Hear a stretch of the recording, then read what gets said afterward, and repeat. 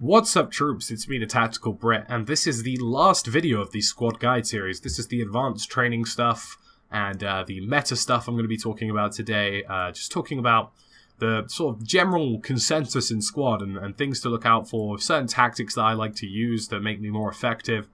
And yeah, feel free to check out all the other videos. There's stuff on combat, there's stuff on vehicles, there's stuff on specialized classes.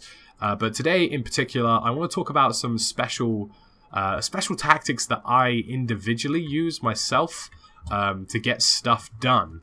Now, I want to just point out to you today that Squad is a very complex game. Sometimes stuff can seem relatively simple, other times it's actually a lot harder than it looks. And I just want to talk about some of the stuff that I encounter on a regular basis that people get wrong in Squad. People don't do right, stuff that can get kind of infuriating sometimes even. And you know, I just want to go over some tactics and things that I think you should be aware of. So to start off with, the first thing for me, as a major advanced tactic of Squad, is selecting your engagements. Selecting your engagements is not something enough players do in this game. A lot of people in the Squad, and a lot of people in shooters in general really, are privy to seeing people and going, holy shit, there's people! And that's about it, and then they get absolutely mullered by an APC and about 7 people, and you know they've got the entire cavalry coming their way, but they thought that they were safe. Like they just randomly shot at them, and you know tit for tat, things have gone pretty badly because they just didn't choose the engagement well. Or they'll be down here, and they've got a guy who's like up here with the high ground and everything, and they'll think, oh yeah, I'm gonna take that guy on, even though he's got the high ground and has a much better visual advantage than I do. Or I'm gonna take a guy on, even though I'm out in the open here, whilst he's behind a sandbag and has a metric ton of cover. It's really frustrating to see that kind of stuff. Obviously, I'm not saying that everybody is perfect, you know, everybody in Squad does dumb shit here and there. It's the nature of the game, if I'm honest. People will always make mistakes. But selecting your engagements is honestly one of the best things that I do in order to make videos work. You know, sometimes, you know, people will be surprised. Getting footage for these videos is hard. Squad is a brutal game. It's a very brutal game. It's not something that can be, you know, particularly easily done. Sometimes staying alive in itself is a mission. You know, staying alive for long enough to get some good footage and good kills and stuff is pretty hard. And a lot of that is down to me selecting my engagements. Whether that is... honestly, I'll give you a quick checklist, right? Do I have stamina? Because if I'm taking an engagement on, I need to know that I can focus on my target without having stamina hinder my scope sway. The second one is, do I have advantages or disadvantages around me? Am I in good enough cover? Do I have a visual advantage? Are they in a better cover? Do they have a better visual advantage than I do? 3, do I have the element of surprise? Do they know I'm here? Because if they know I'm here, then that means that they can take me out a lot quicker. If they don't know I'm here, then I have the drop on them. That gives me that extra advantage. And in every engagement you select, you're trying to find the drop on your opponent. You're trying to find that edge that means that you're definitely going to win the engagement, or at least tilt the outcome of the engagement in your favor.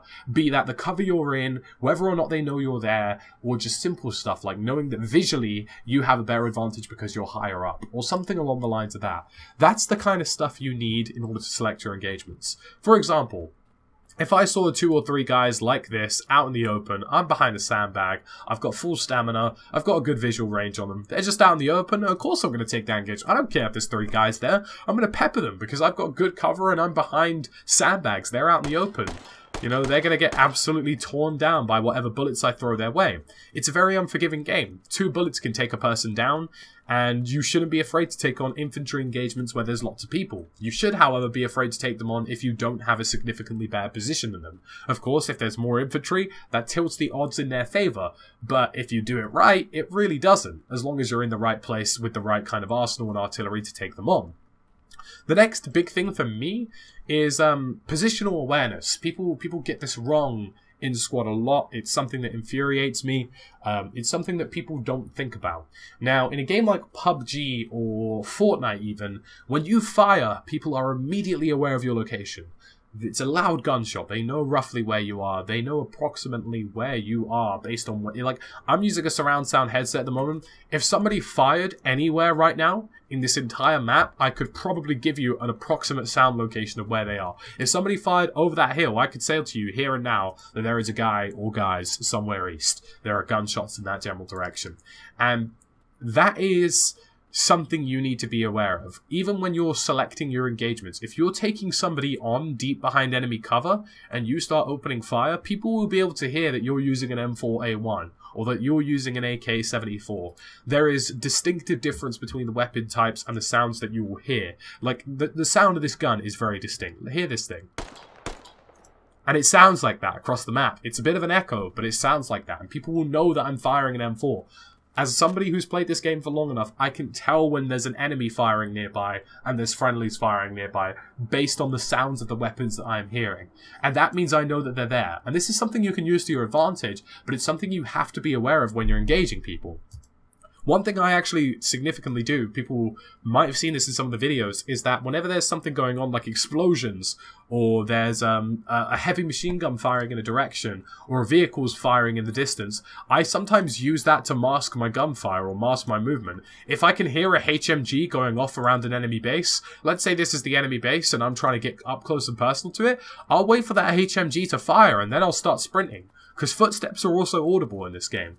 And that positional awareness is important. You know, you need to be aware that people can hear you. People can hear your gunshots. They can hear your footsteps. They can hear you bandaging.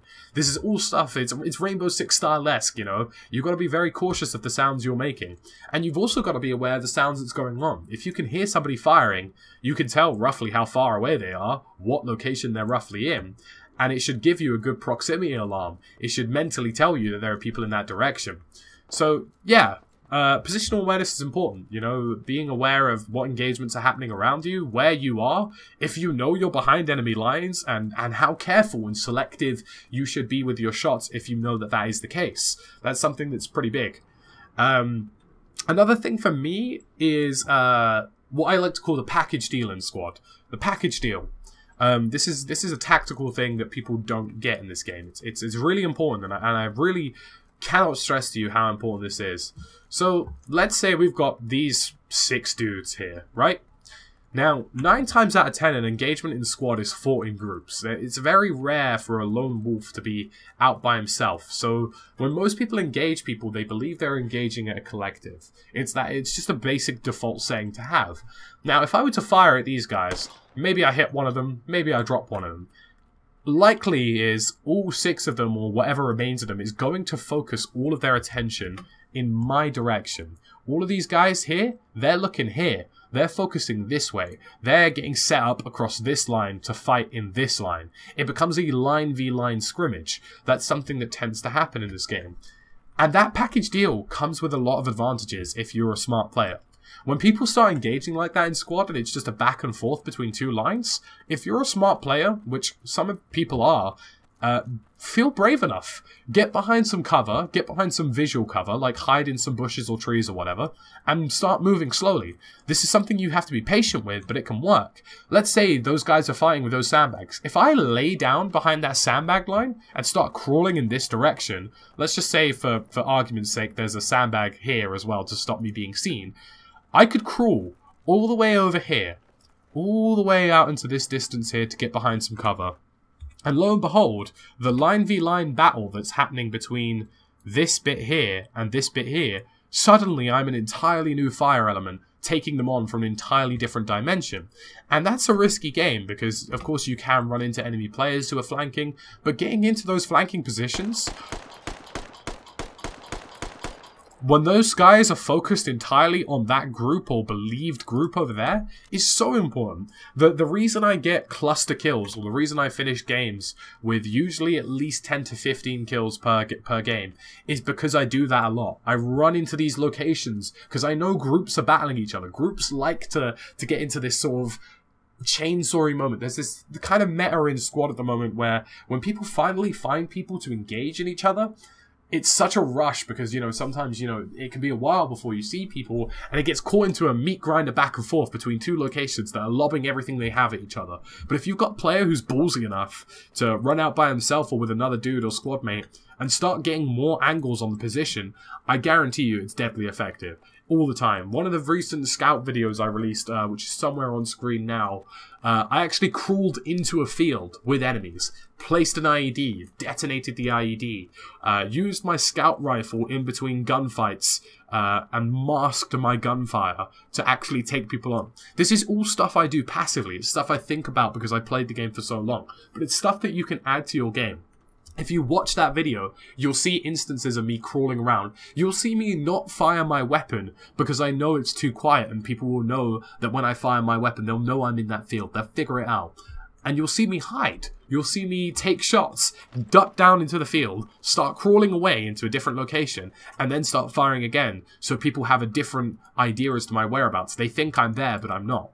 It's just little passive things like that. Being so positionally aware and fundamentally passively aware of everything that's going on.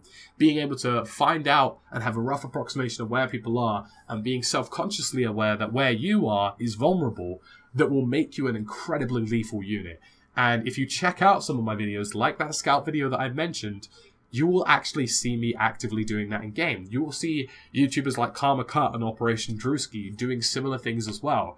People who have played this game for a very long time do stuff that they don't even realize that they're doing, and that's a really cool thing. I'm not trying to like gloat. I'm not trying to say, oh yeah, I'm a fucking pro, like I'm the man of the house out here. That's not the goal here. It's just that, you know, when you play a game for so long, you pick up on things that other people might not necessarily pick up on. Whether that's positional awareness, whether that's audio location awareness, whether that's just being smart enough to take a flanking position, or just knowing that the meta of the game involves groups fighting groups and not focusing on individual elements becoming problematic.